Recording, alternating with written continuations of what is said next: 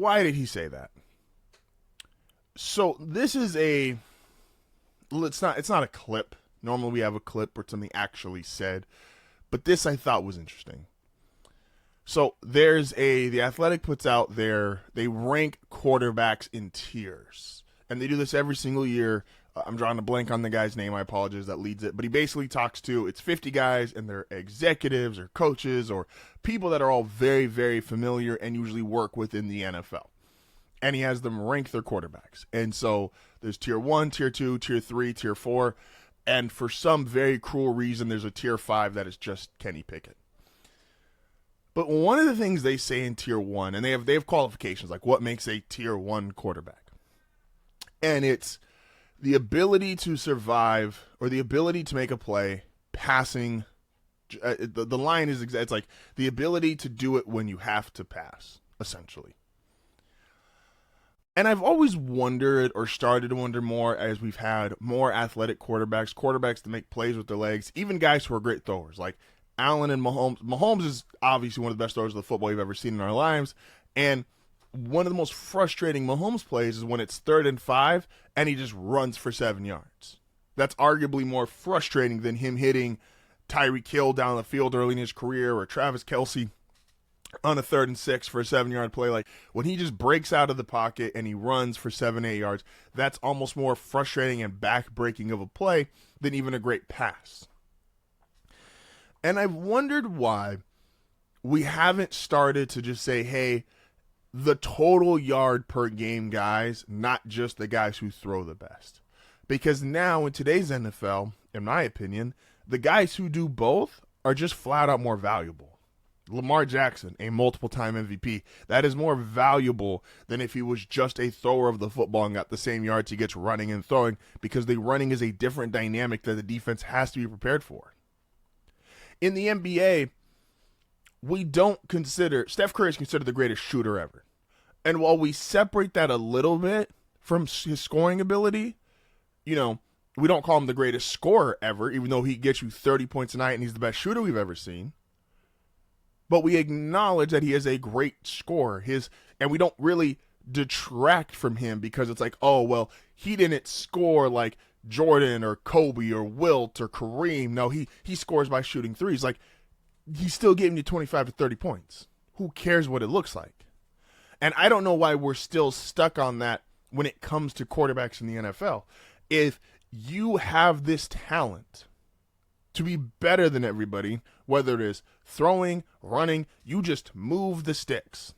Like we've never taken away, in fact, we upgrade an all-purpose running back who can run and catch the ball. Because he's getting yards, he's moving the chains, he's scoring touchdowns. Who gives a rip if it's you handing the ball 3 yards in the backfield or you threw him a little out pass?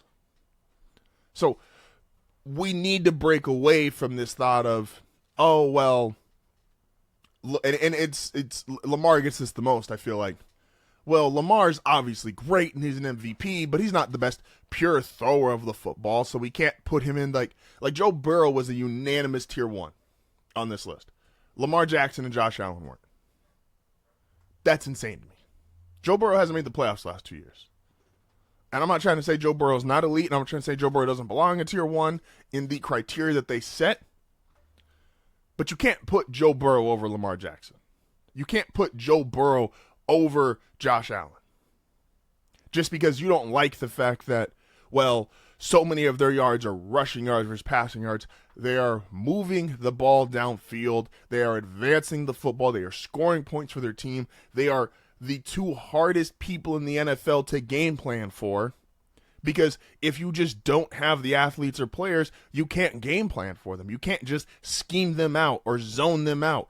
No, if Lamar doesn't have a guy open downfield, he is a threat to run for 30 yards. Josh Allen is a threat to run for 30 yards.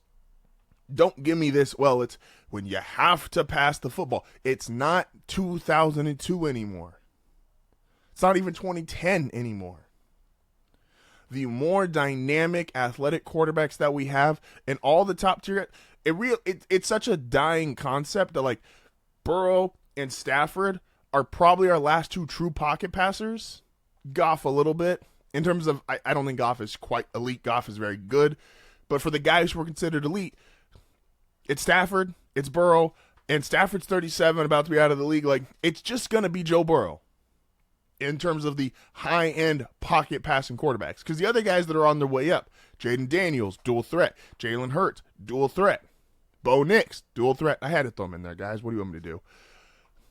So we need to stop using this old metric that we don't take away from running backs in the same sport. We don't take away from shooter/scorers in the NBA. The guys who are the best at the position are the guys who accumulate the most yards, get the ball down the field, whether it's running or throwing. Let's move on with our life, NFL, and GMs and scouts. Lamar is the most dynamic quarterback in professional football.